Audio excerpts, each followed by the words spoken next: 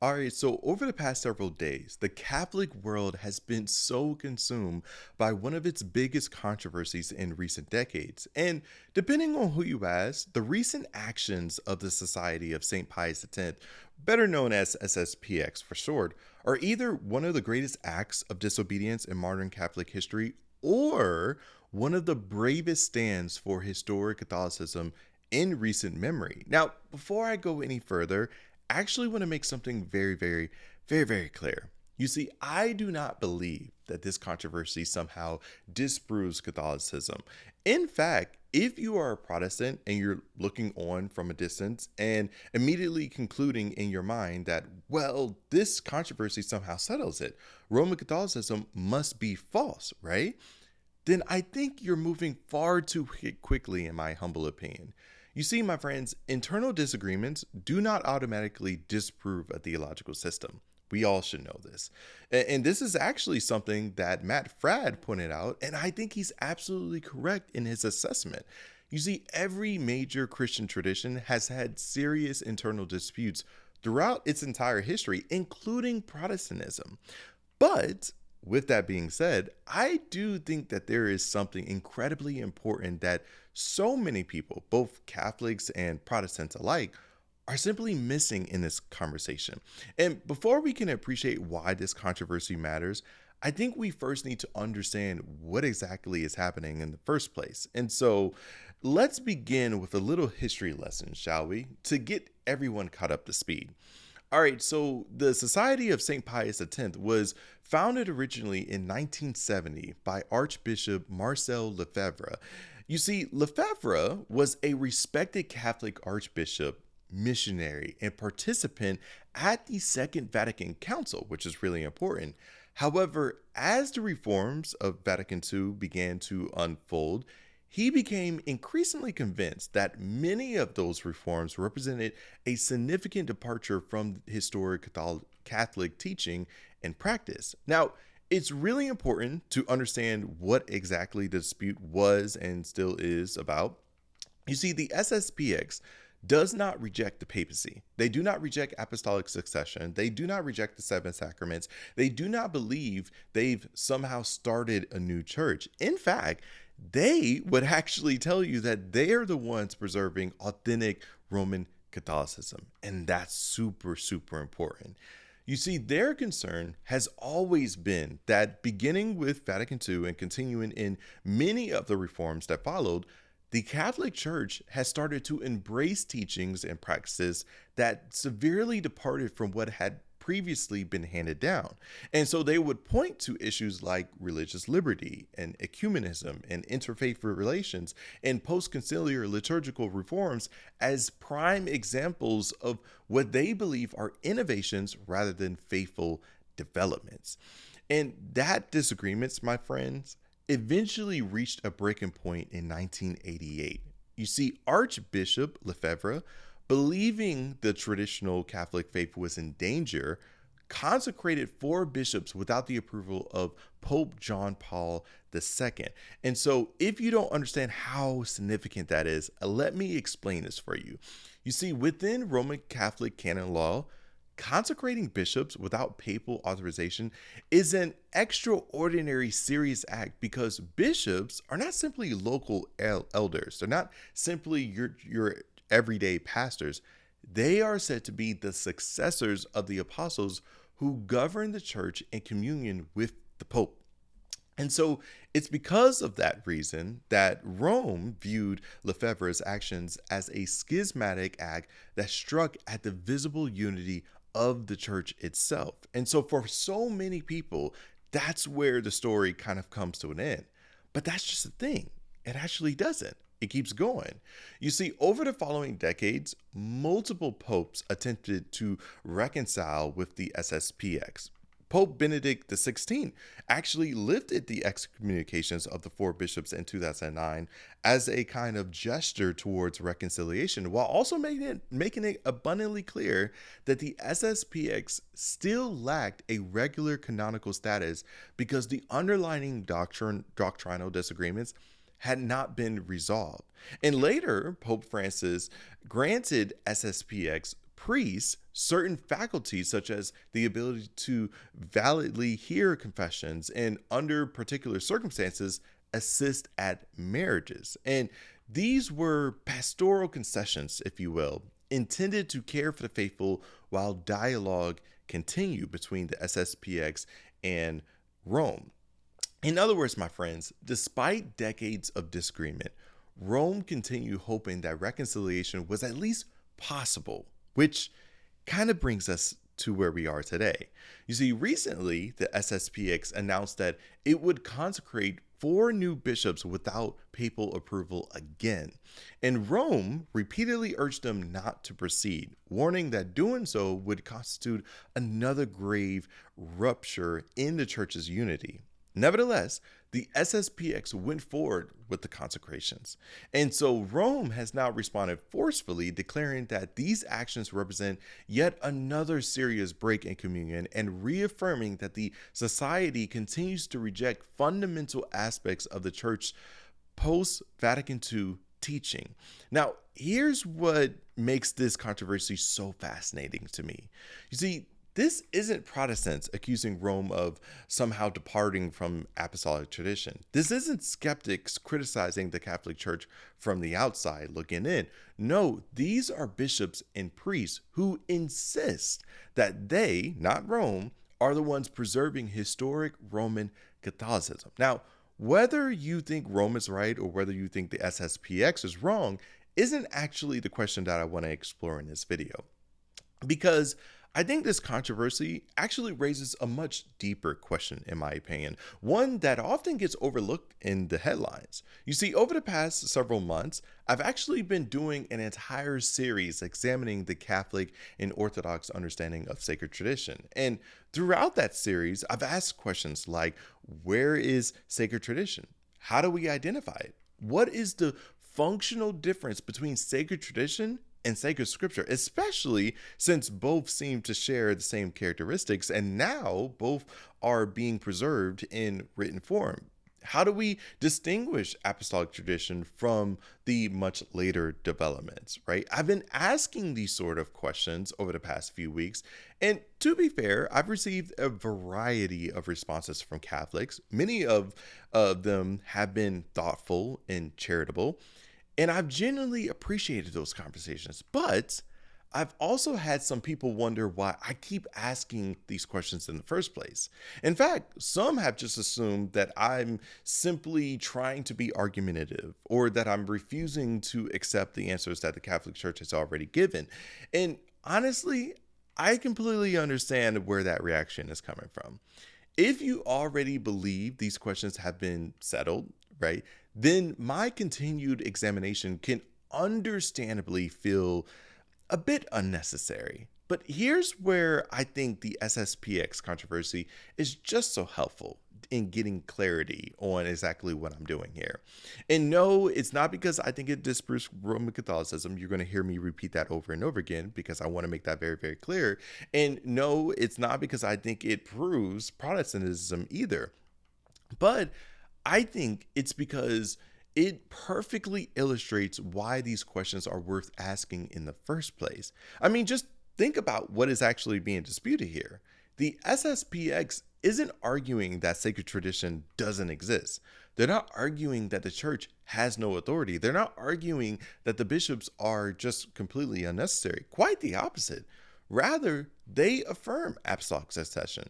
They affirm the episcopacy. They affirm the church fathers. They affirm the ecumenical councils. They affirm sacred tradition. And so what exactly is the disagreement if they agree on all of these things?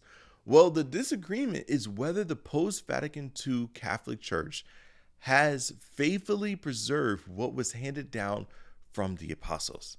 In other words, my friends, the dispute isn't over whether sacred tradition exists. They both agree on that. The dispute is over what actually counts as a faithful expression of that tradition. And you know, here's what makes this even more remarkable, in my opinion. You see, both sides are actually appealing to the exact same thing. which is sacred tradition. Rome says that Vatican II faithfully preserves and develops the apostolic faith, whereas the SSPX says that Vatican II severely departs from the apostolic faith.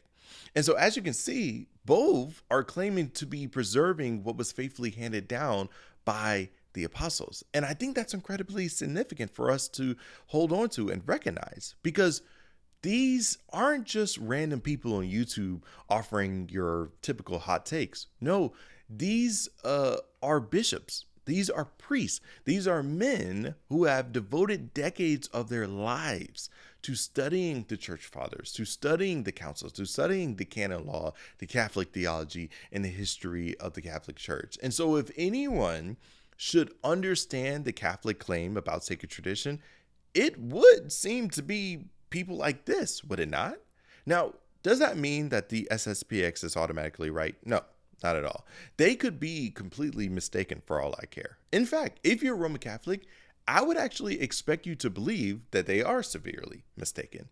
But that's actually besides the point that I'm making here. You see, my point is actually much simpler. You see, what I want you to see is that the existence of this controversy perfectly demonstrates that the questions surrounding sacred tradition are not artificial questions being invented by stubborn old Protestants. No, these are some real questions that everyone has to wrestle with. They're questions that serious Catholics themselves have wrestled with. Because at the heart of this controversy is a remarkably simple question. Has the Roman Catholic Church faithfully preserved what was handed down by the apostles? You see, Rome, of course, answers yes, but the SSPX answers no. And so suddenly, the questions I've been asking throughout this entire series don't seem nearly as strange now, do they? Rather, they have suddenly become intensely practical, because just for a moment, I want you to engage in this hypothetical for me. You see, I want you to imagine that you're just an ordinary Catholic. If you're a Catholic, you don't really need to imagine anything. You can just think from your experience, right? Again, you're not a bishop, you're not a theologian, you're not a church historian. You are simply someone who wants to faithfully follow Christ and remain faithful to his church. And so my question to you would be this: how do you determine who is right in this situation? How do you know whether Vatican II faithfully transmits apostolic tradition, or whether the SSPX is correct that certain teachings or developments represents innovations?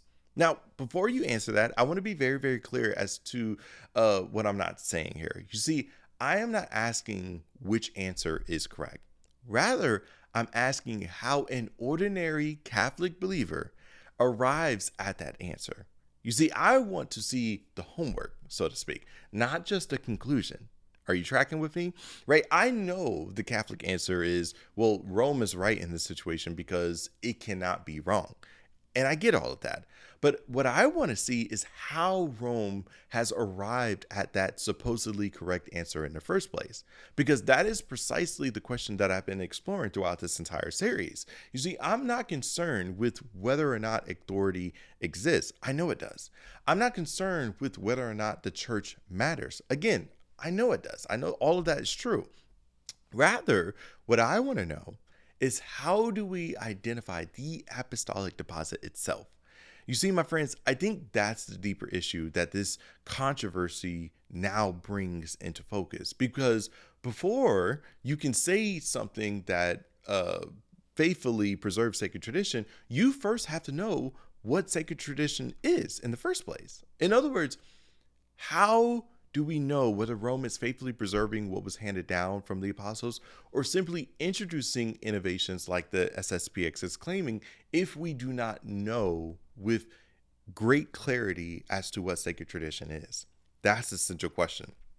Now, I already know that so many Catholics are probably going to answer that question by saying something like this: well, I don't have to actually answer those questions, Janai, in the way that you're asking them, because again, Christ promised his church to be protected from his teaching error. And so we don't have to have precise clarity as to all of the details surrounding sacred tradition to know that Rome is correct in this issue. And again, I want to say right away that that is a perfectly coherent Catholic response. I know, shocker. Uh, but it's true because from the Catholic perspective, it's true that Christ didn't merely leave his church with an apostolic deposit of faith.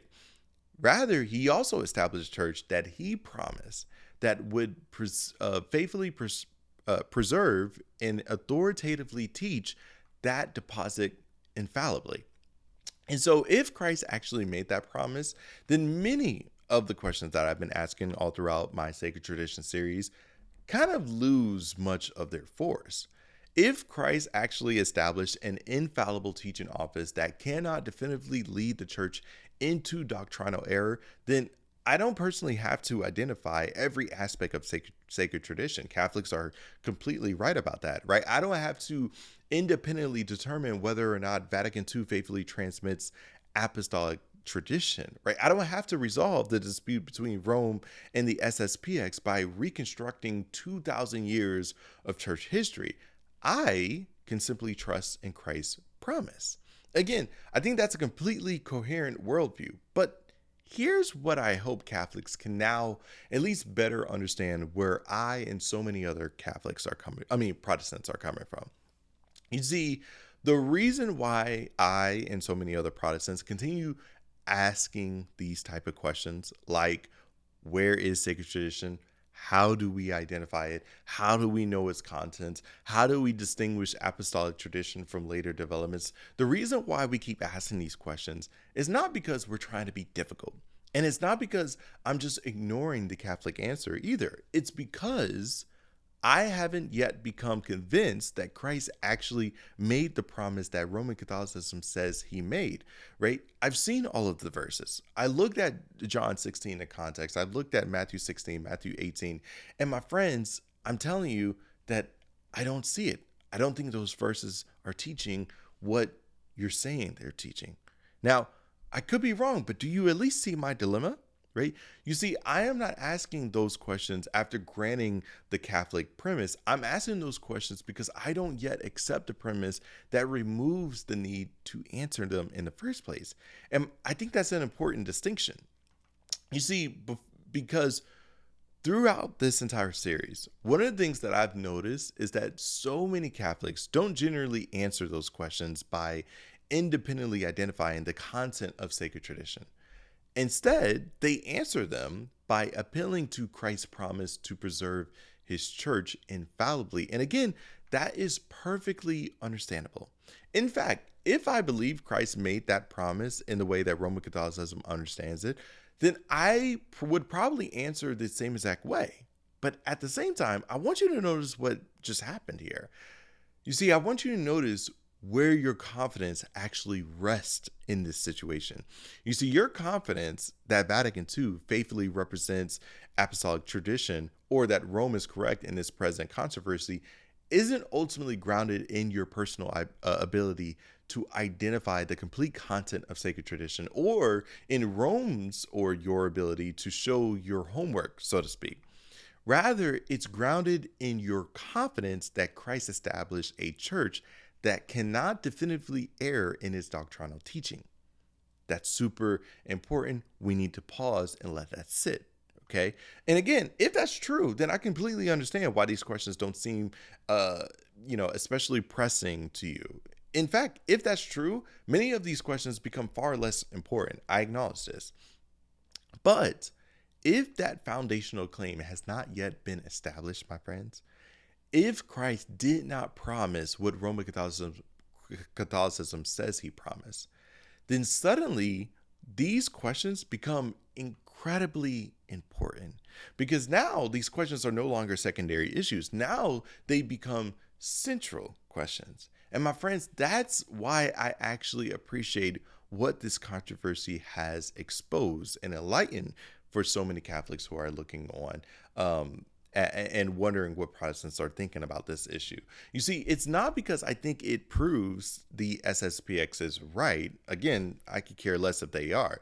And it's not because I think it proves Rome is wrong, but it's because I think it helps Catholics understand why Protestants continue asking these questions in the first place. You see, when I look at the SSPX, my first thought as a Protestant isn't, well, they must be right because, anybody who's against Rome is automatically right. No, that's not my first thought. Rather, my first thought is, hold up now.